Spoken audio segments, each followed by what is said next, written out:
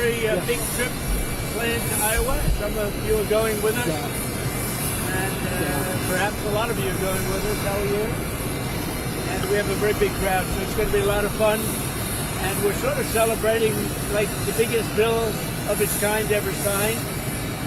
And it's going to make this country into a rocket ship. It's going to be really great. Mr. President. He met with a lot of House Republicans yesterday. What got them to yes?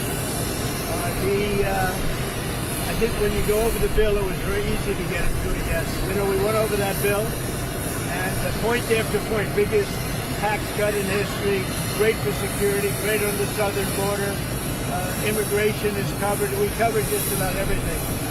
Again, it's the biggest bill ever signed of its kind. Mr. President. Some House Republicans that were concerned about the bill said that they had conversations with you where you made Republicans.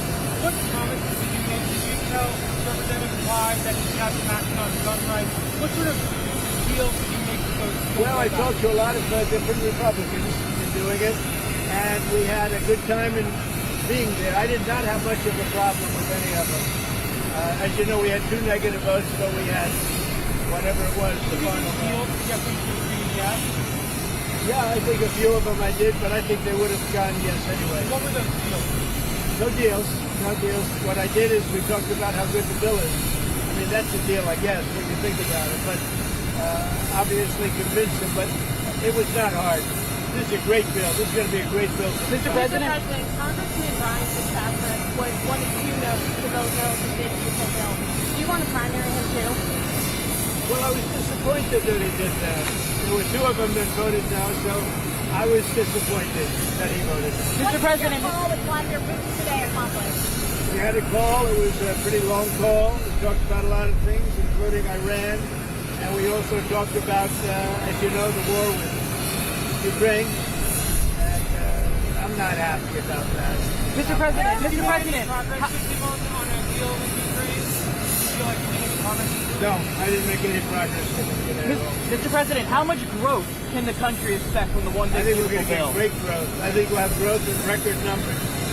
This is going to be something that's amazing, and everybody was watching it all over the world.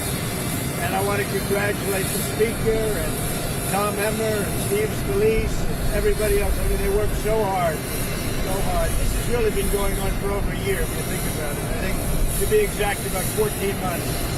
And this was the culmination, and I guess it ended a lot earlier. A lot of people thought it would end up the following afternoon. Well, it ended up late in the evening, but they were great. What do you think it says? And by the way, on the Senate side, I thought Senator Thune did a fantastic job. What do you think it says about the power you've amassed within your party compared to your first term that you were able to get this over the finish line? I think I have more power now. I could say, oh, gee, I don't know. I think I probably do because we've had a great record of success. You know, my first term was very, very successful. We had the greatest economy in the history of our country. I think we're going to blow it away this term. But, Mr. President, we've proven certain things, and yeah, I think probably it's got more gravitas, more power. Sir, you signed a trade deal with Vietnam yesterday. Great deal, 40% on transshipping. Can we expect any more of that before next week, sir? So we have a couple of other deals, but my inclination is to send a letter out and saying what tariff they're going to be paying. It's just much easier. We have far more than 170 countries. And how many deals can you make? And you can make good deals, but they're very much more complicated.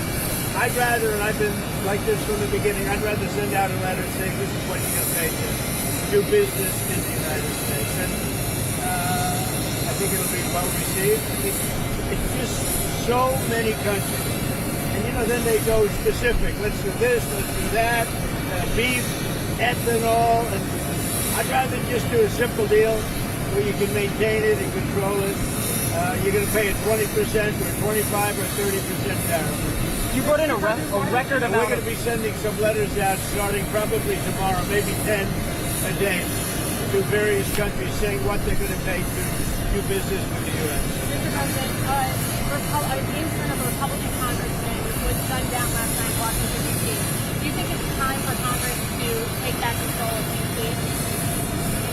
I think that D.C. has to become a very safe place, and we're not going to let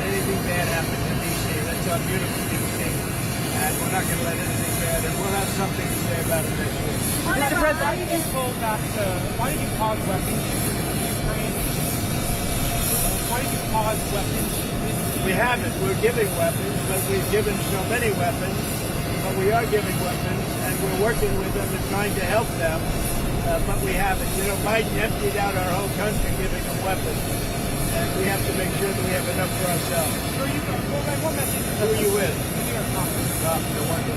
Mr. President, there's going to be a lot of symbolism tomorrow when you sign the One Big Beautiful Bill on Independence Day at the White House, kicking off the 250 years of American independence.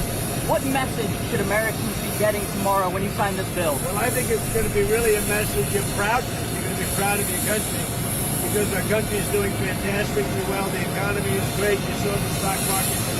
We're setting records. And, in every aspect of our country, we're doing well, despite the fact that we inherited millions of people that shouldn't have been here. And I think we have crime stats that are coming out that are showing the lowest numbers we've had in many years.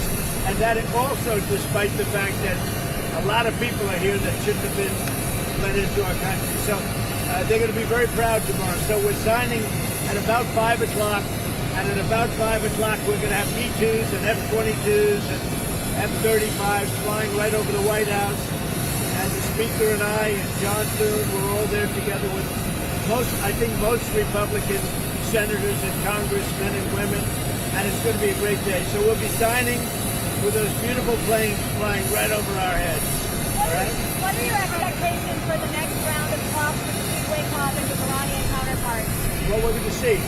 Steve is a great guy. He's a great negotiator. Iran does want to speak, and I think they'd like to speak to me. And it's time that they do.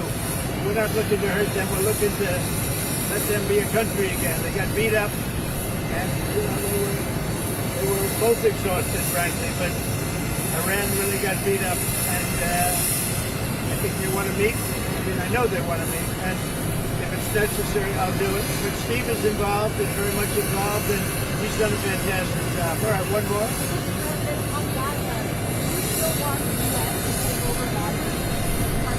I want the people of Gaza to be safe, more important. So that could I want to see safety for the people of Gaza. They've gone through hell. Thank you very much. Thank you, sir. Thank you, sir. You in Iowa. Okay, thank you.